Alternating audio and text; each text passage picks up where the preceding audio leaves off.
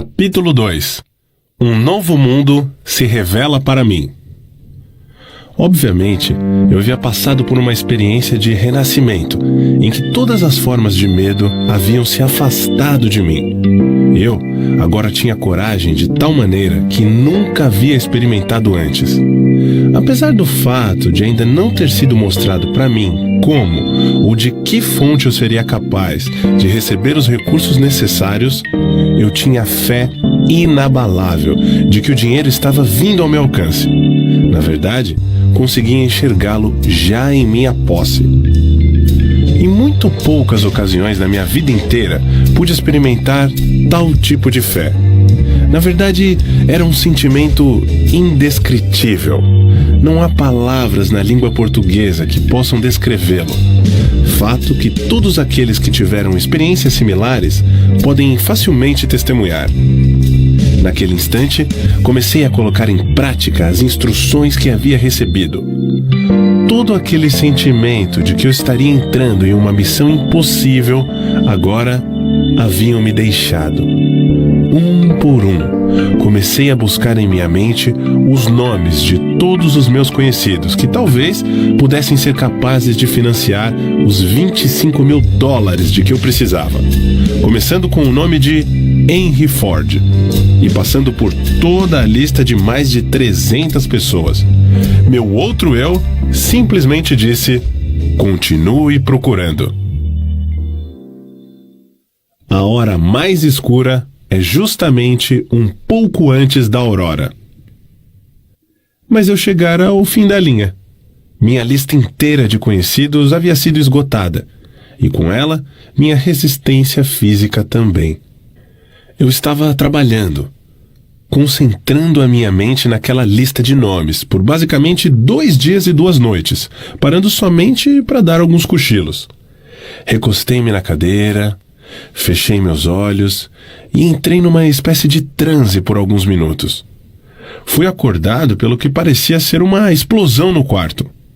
Conforme ganhei consciência, o nome de Albert L. Peltron apareceu em minha mente, e com ele, um plano que eu soube instantaneamente ser o plano que me faria ter sucesso em persuadir o Sr. Peltron a publicar os meus livros.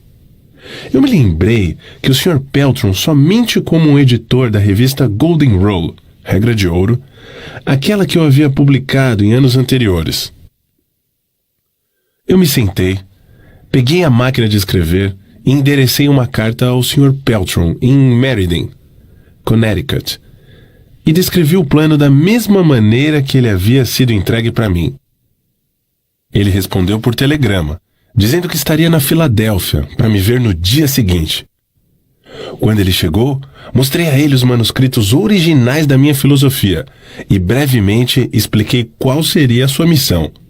Ele pegou os manuscritos, folheou algumas páginas por alguns minutos, então parou de repente e, com os olhos fixos na parede por alguns segundos, disse: "Eu publicarei os livros para você." O contrato foi assinado, uma quantia substancial de royalties me foi paga, e os manuscritos foram entregues a ele, que os levou para Meriden. Eu não perguntei a ele o que fez tomar a decisão de publicar os meus livros, antes mesmo de tê-los lido. O que eu sei é que ele me forneceu o capital necessário, imprimiu os livros e me ajudou a vender milhares deles para sua própria clientela de compradores de livros, espalhados em praticamente todos os países de língua inglesa do mundo. Meu outro eu se sai bem. 3 meses após o dia que o Sr. Peltron me visitou na Filadélfia, um jogo completo com todos os meus livros estava em cima da mesa, bem na minha frente. E minha renda da venda dos livros era grande o suficiente para suprir todas as minhas necessidades. Esses livros agora estão nas mãos de todos os meus estudantes no mundo inteiro. Meu primeiro cheque de royalties referente à venda dos meus livros alcançou a quantia de $850. No momento em que abri o envelope para apanhar o cheque, meu outro eu disse: "Sua única limitação é aquela que você impõe em sua própria mente.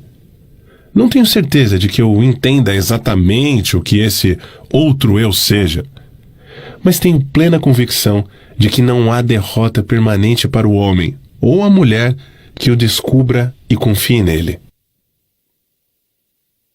No dia após o Sr. Peltron ter ido me visitar na Filadélfia, o meu outro eu me presenteou com uma ideia que resolveu imediatamente o meu problema financeiro.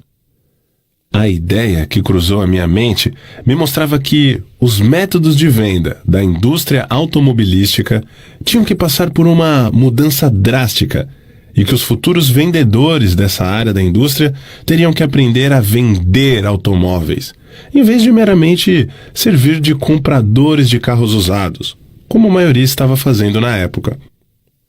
Ocorreu-me também que jovens capazes que haviam recém-finalizado a faculdade e que por isso não conheciam nada dos velhos truques da venda de automóveis seriam o ponto de partida desse novo tipo de profissional de vendas e poderiam ser mais bem desenvolvidos.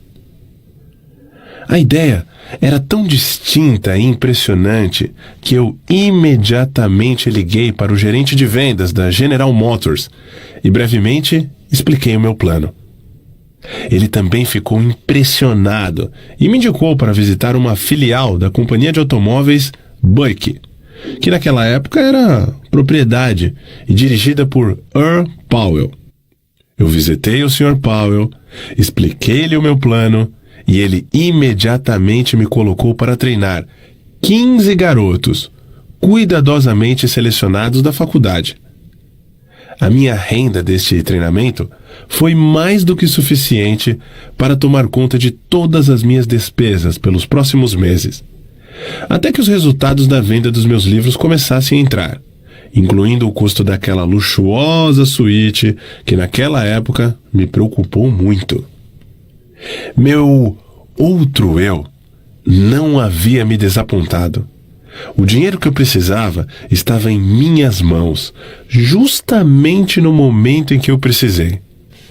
Nesse momento, fui convencido de que a minha viagem para a Filadélfia não era, sob nenhuma hipótese, uma missão sem sentido, conforme minha razão havia indicado antes de partir do oeste da Virgínia. Daquele momento em diante, até esse exato minuto, tudo o que eu precisei veio até mim. É isso mesmo, considerando que o mundo inteiro recentemente passava por um período de depressão econômica, quando mesmo as necessidades básicas não estavam disponíveis para muitas pessoas. Em alguns momentos, a chegada das coisas materiais das quais eu precisei veio um pouco tarde, mas posso, com toda certeza, dizer que o meu outro eu sempre me encontrou no cruzamento. E, por sua vez, sempre me indicou por qual caminho eu deveria seguir. O outro eu não possui precedentes, não reconhece nenhum tipo de limite e sempre acha um modo de satisfazer nossos desejos. Ele pode se deparar com derrotas temporárias, mas nunca com fracasso permanente. Tenho tanta certeza disso que estou afirmando quanto o fato de estar aqui escrevendo essas linhas. Enquanto isso, sinceramente, espero que alguns dos milhões de homens e mulheres que foram atingidos pela depressão econômica ou outros dissabores da vida descubram dentro de si mesmos essa estranha entidade que eu chamei de meu outro eu, e que essa descoberta os guie, como me guiou a um intenso e próximo relacionamento com essa fonte de energia que supera obstáculos e resolve todas as dificuldades, em vez de ser derrotada por elas. Há uma grande força a ser descoberta no seu outro eu. Procure com todo o seu ser e você o achará. Fracasso, uma bênção disfarçada. Fiz outra descoberta como resultado dessa apresentação ao meu outro eu. Ou seja, há uma solução para cada problema legítimo, não importa quão difícil o problema pareça ser. Também descobri que para cada experiência de derrota temporária, para cada fracasso e cada forma de adversidade, existe a semente de um benefício equivalente. Entenda o que eu quero dizer. Não afirmei que isso seria uma flor desabrochada do sucesso, mas sim a semente pela qual essa flor germinará e crescerá. Para essa regra, não há exceções. A semente da qual eu falo nem sempre pode ser observada, mas pode ter certeza de que ela está lá, de uma forma ou de outra. Não pretendo entender tudo sobre essa estranha força que me reduziu à pobreza e a uma situação de necessidade e medo. E então fez nascer uma fé dentro de mim, através da qual tive o privilégio de ajudar a dezenas de milhares de pessoas que se achavam descendo a ladeira. Mas sei que tal força entrou em minha vida como uma missão, para que eu pudesse colocar outros em contato com ela.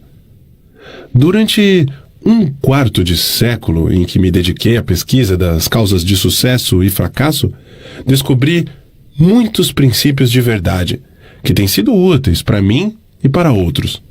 Mas nada que observei me impressionou tanto quanto a descoberta de que cada grande líder do passado foi tomado por dificuldades e encontrou derrotas temporárias antes de alcançar os seus objetivos.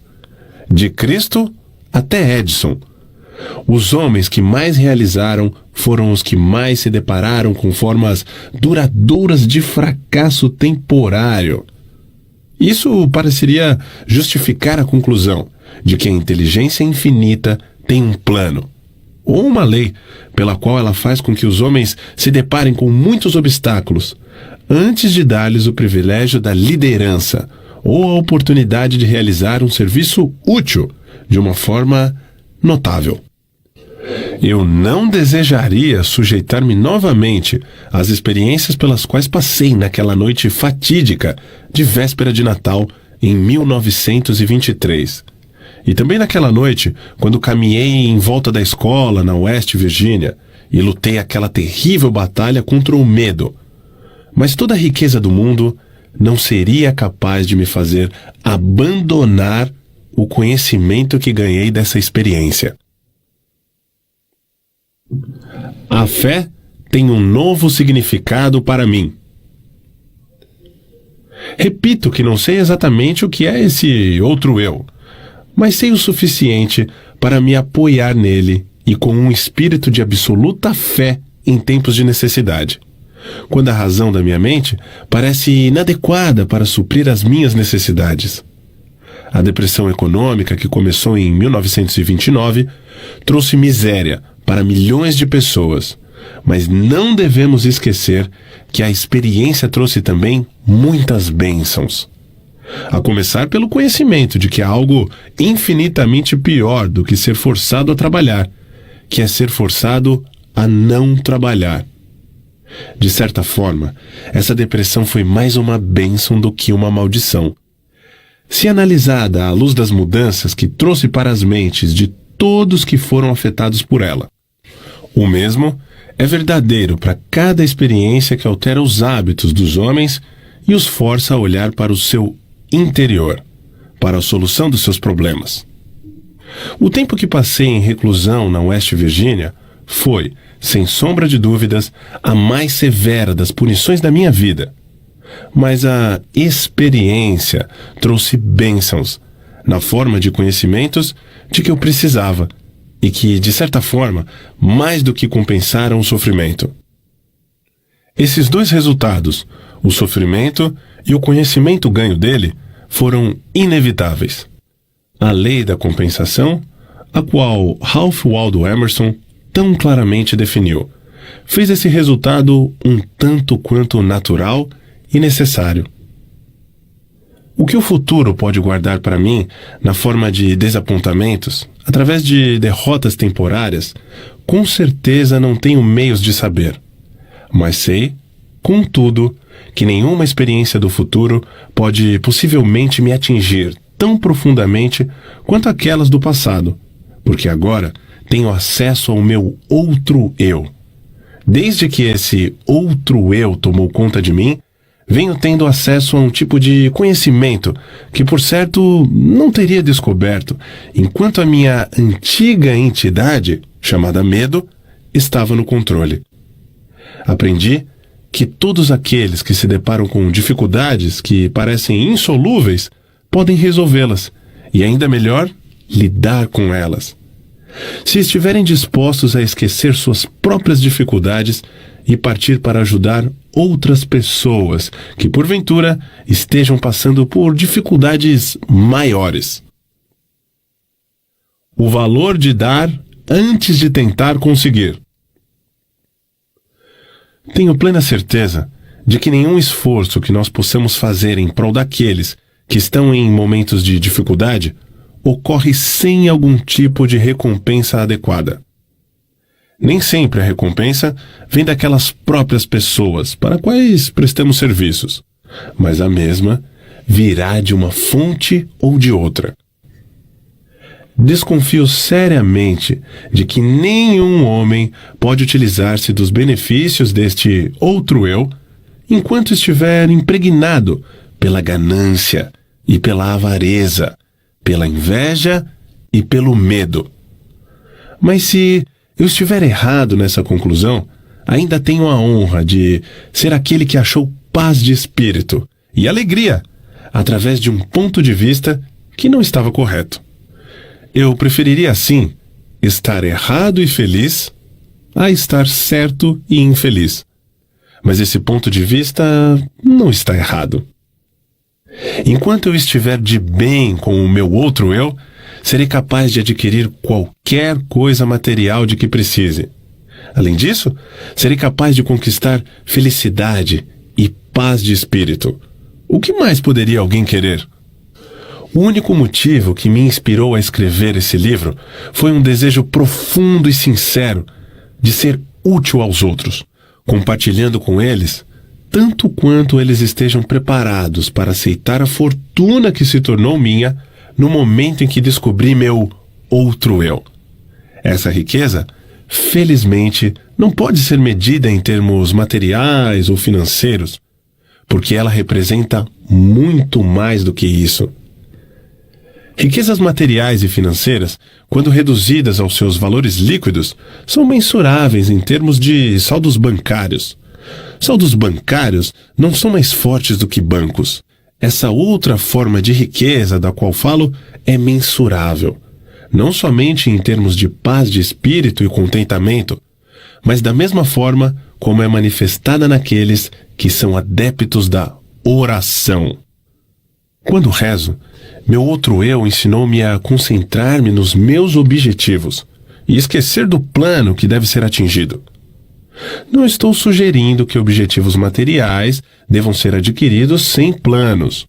O que eu estou dizendo é que o poder que transforma os pensamentos e desejos em realidade tem a sua fonte na infinita inteligência, que, por sua vez, conhece mais sobre os planos do que quem está fazendo a oração.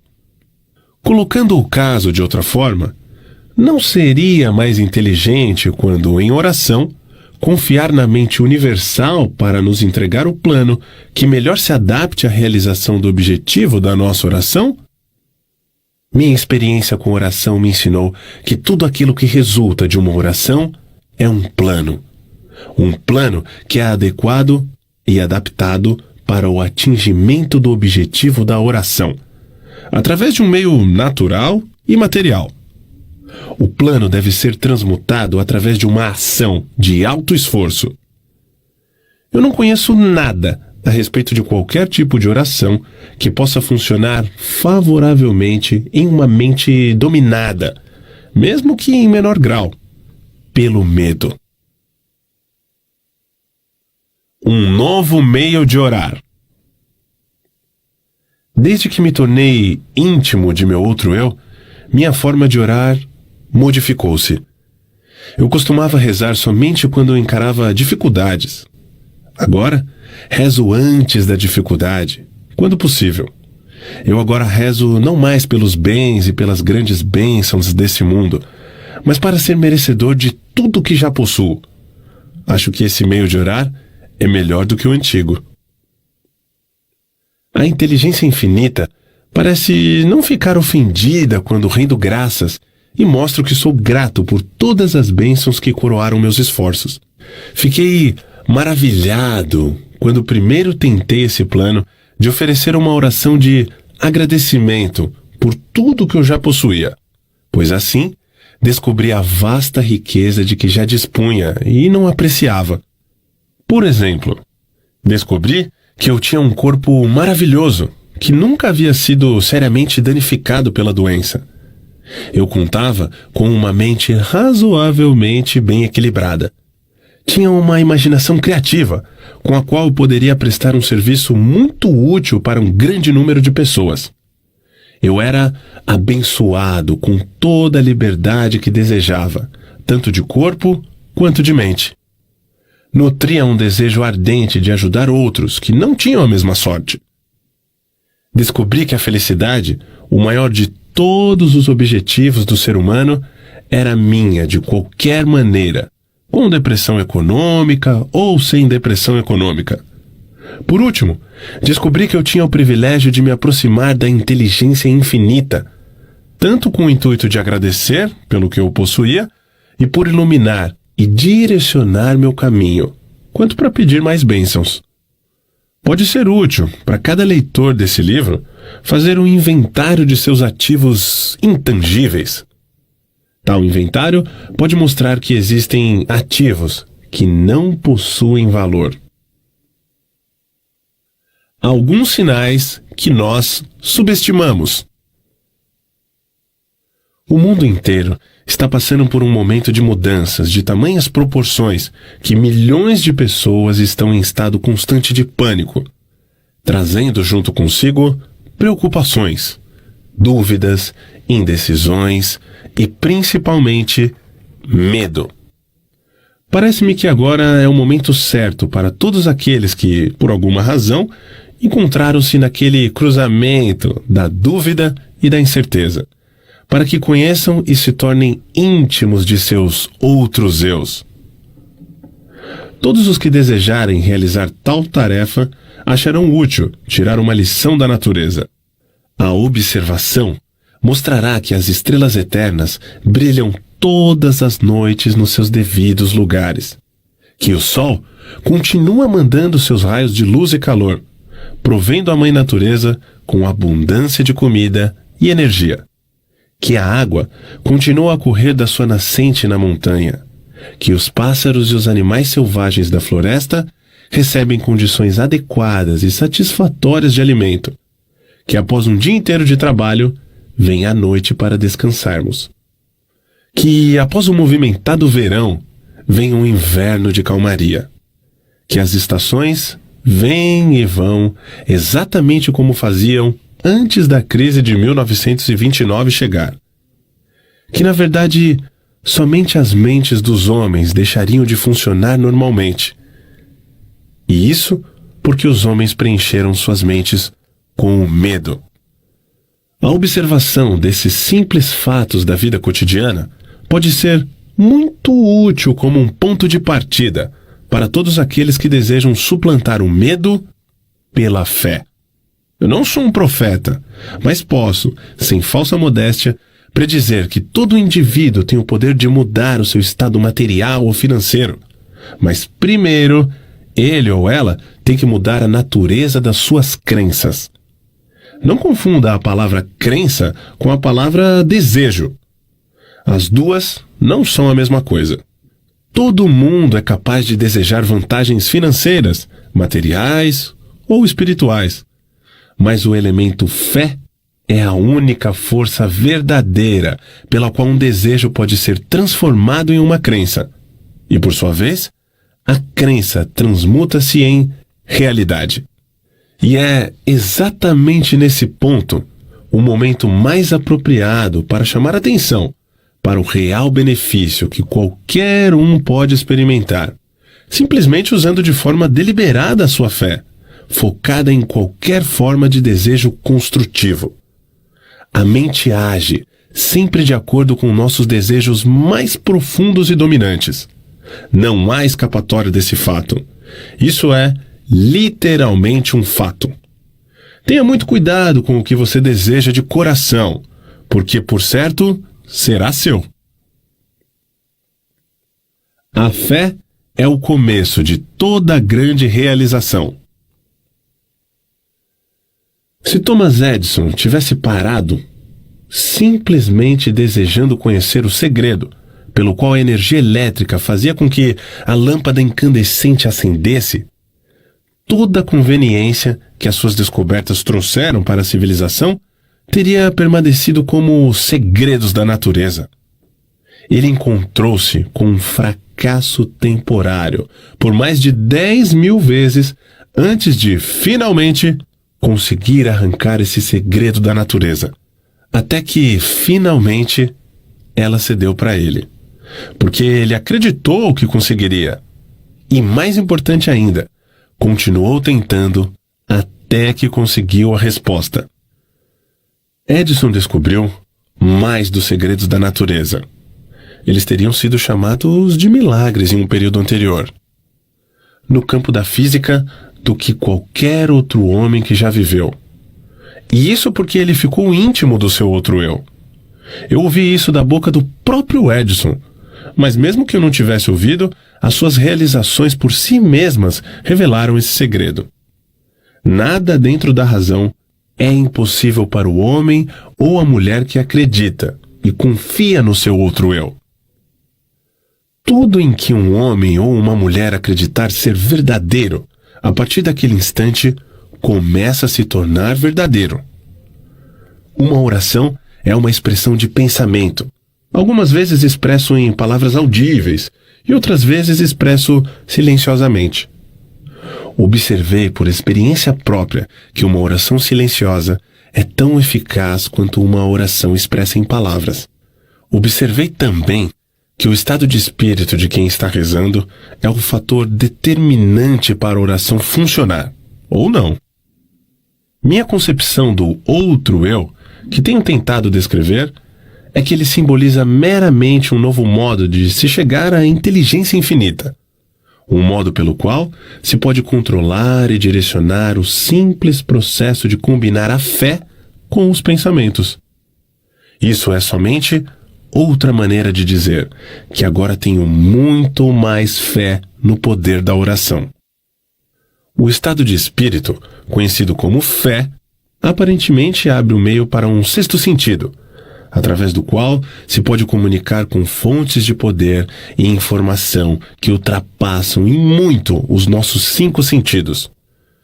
O desenvolvimento desse sexto sentido vem sempre para a sua ajuda, e ele é, na verdade, uma estranha força que, vamos assumir, é um anjo da guarda que pode abrir para você, sempre que quiser, a porta para o templo da sabedoria. O sexto sentido é a experiência mais próxima a que já cheguei de algo que se possa chamar de milagre. E ele aparece dessa forma, talvez, porque eu não entendo exatamente o método pelo qual esse princípio funciona. O que eu realmente sei é que existe uma força, ou uma causa central primeira, ou uma inteligência que permeia cada átomo da matéria e faz parte de cada unidade de energia perceptível pelo homem. Que essa infinita inteligência converte ramos em árvores.